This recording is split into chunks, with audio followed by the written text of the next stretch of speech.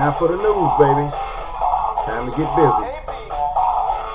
Time to do this.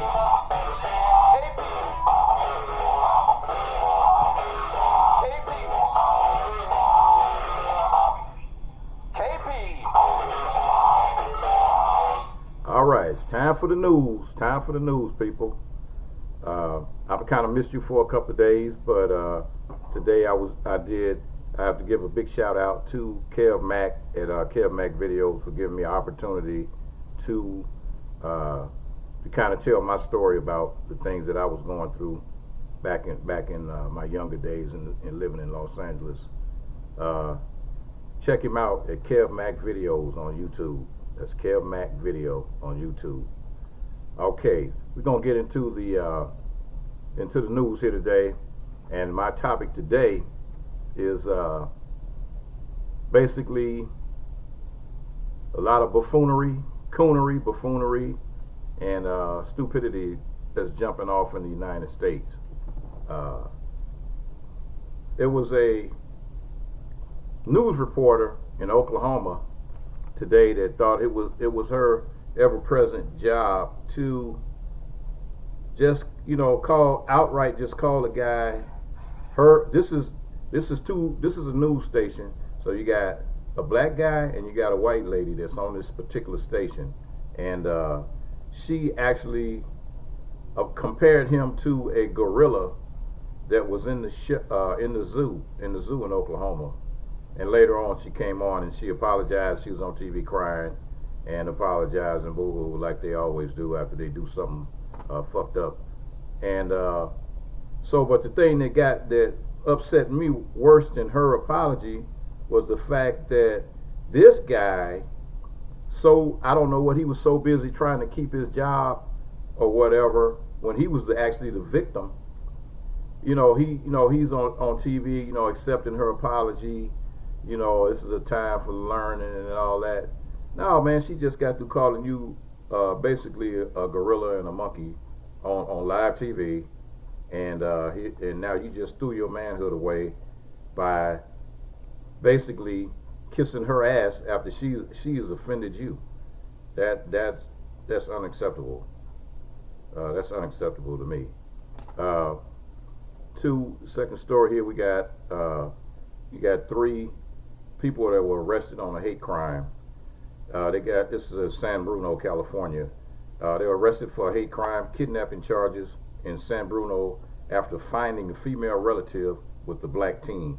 So, 3 people have been arrested on suspicion of tying up, assaulting, and yelling racial slurs at a black teenager after they found him with the female relative at their San Bruno home. The 17-year-old victim arrived at San Bruno Police Department about 12:40 p.m. Thursday to report the alleged crimes. Johansson said an investigation revealed that the victim was visiting a teen girl at her home when her family members arrived. 3 of the family members became angry and started assaulting the teenager.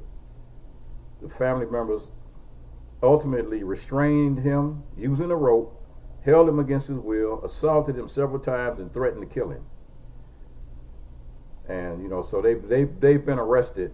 They have been arrested and booked on kidnapping charges. They got several charges stacked up against them right now. So that's also considered a hate crime: kidnapping, assault, a hate crime, assault with a deadly weapon, and criminal threats. So these 46-year-old. 2 46-year-olds and a 49-year-old, these people are almost 50 years old, they thought it was their duty and their job to basically kidnap a young black teenager only because he was over there visiting. I don't know if it was their daughter, niece, or whatever, but it was one of their family members, and they freaked out, and now they're going to have a long time to think about it. They don't get a chance to think about it. Story 3 talking about some people that had gathered on the East Coast, and from 1619 to 2019, talking about 400 years of slavery. And what they were doing, it was like this spot in Virginia where supposedly the first slave ships arrived on the U.S. continent. That was the beginning of the slave trade in the United States and British North America, forever transforming the world. Thousands of people gathered at that same port this weekend in what is now Hampton, Virginia, to honor those Africans who were instrumental to the founding of the United States. It marks the beginning of the foundation of this nation, of which slavery is deeply embedded. So we have the beginning of not just U.S. governing systems, they emerged out of this colonial history, but also the foundation of American wealth. So that lets you know, again, like I was saying on one of my other previous videos, about our value and our wealth and our worth here in this country. If it wasn't for the work and the free labor that they were getting out of African Americans that helped build this country, they always want to claim the credit for building this country, but we all know who this country was built by. Brick by brick, farm by farm, city by city was built off the backs of black labor, which were the African slaves. So 400 years of slavery. Personally, I'm not really into celebrating that. I wish it had never happened in the first place. So I'm not getting into celebrating 400 years of slavery. That's just not something that I plan on doing. Okay, here we have a case of a stand your ground case. I believe I might have touched on that stand your ground case that was happening in Florida when the guy shot a man that was at a supermarket.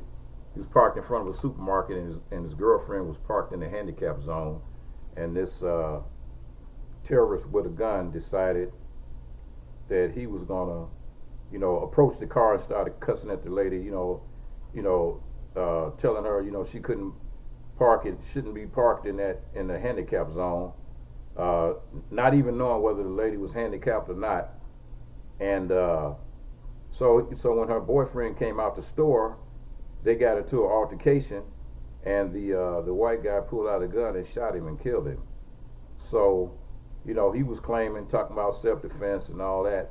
But when they went back and they reviewed the videos, and they saw that what he was saying was a lie. He was talking about the guy was approaching him, and that wasn't the case. He never approached him. Never approached the man on that level. And so he was found guilty. He hasn't been sentenced yet. So instead of I don't know why the district attorney decided to drop it from murder, but they dropped it down to manslaughter, and he hasn't been sentenced yet. So on the same token, that state that happened in Florida. And the state of Florida is they're on the verge now of trying to revisit these stand your ground laws, and I think they really need to be taken off the books, because you've had more than one occasion where people have been mowed down and just shot down and killed like animals, and then the people with the gun that's doing the shooting talking about standing your ground, and when in reality they were not being threatened. They were the ones that were the aggressors in the first place. So they're really seriously thinking about making some changes to the stand your ground law in the state of Florida. And right to this day, I can't remember any cases where it may have been a black person that shot somebody white, as far as like pertaining to like stand your ground. Here we have another case of police being overzealous in 911 stupidity. This is a black man who was held at gunpoint by white officers while he was picking up trash in front of his house. And says a black man in Colorado said he hasn't slept well since he was traumatized by a group of white police officers who held him at gunpoint and detained him while he was picking up trash in front of his own home. Zaid Atkinson, 26 years old, said it's been more than a month since the group of officers racially profiled him in a predominantly white neighborhood in Boulder, Colorado, but he's still fighting to overcome the traumatic experience. I thought once the firearm was out that meant that he was going to try to kill me, Atkinson told Good Morning America in an interview airing Friday. It was a frightening experience. I didn't know what else to do besides, fight with my voice and practice my rights, which were thoroughly breached. Atkinson was holding a bucket and a metal trash picker in front of his residence on March 1st when a Boulder police officer confronted him and asked him if he was permitted to be there. He said he gave the officer his ID and key card for the building, but the situation escalated as Atkinson refused to when the officer ordered him to sit down. The officer eventually pulled out his gun and called for backup. Several officers responded, including the supervisor, according to the police department. I had done nothing illegal, therefore there was no reason for me to comply. I continued to go back to work and pick up the trash and clean up my ground. At one point, Atkinson said he turned his back and walked around to the back of the building as the officer followed him with a taser in his hand. He said, I believe that this man approached me because I'm black and I'm in an all-white town. I thoroughly believe I was profiled. Not only that, I'm a black man, I have dreadlocks, and at the time I had a beard and I was wearing raggedy clothes since I was doing maintenance work. So officers immediately determined that the man had a right to legally be on the property and return the man's school ID card. The department said in a statement that Boulder police began looking into the incident on Friday, and this early morning launched an official internal affairs investigation. So that officer that did that to him was placed on paid administrative leave, which you might as well just say he got a paid vacation for harassing somebody. Now here's another situation. This one happened a few days ago, and it was in North Carolina, and it said there was an African American male, and he accidentally set off his own burglar alarm at his home, and he didn't think nothing of it. I guess it may have been a silent alarm, and then the police responded.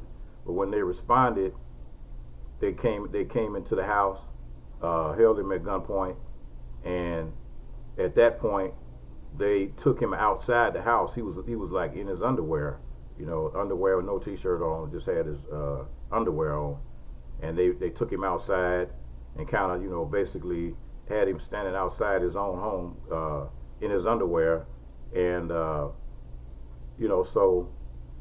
he was hoping that somebody in his neighborhood would come out and say, well, hey, that guy lives there. But he said his neighbors pretty much was looking out the window, and they saw what was going on, and nobody said a word. Came to his defense. And so that was a few days ago. So he said since then he hasn't been able to sleep well, and so it was another one of those cases, man, where when the cops come out and they come out to your house, and it's almost like you can't even stand in front of your own home and water your own grass without the police stopping. Even though you're standing there watering the grass, stopping you, trying to ask you for ID in front of your own home.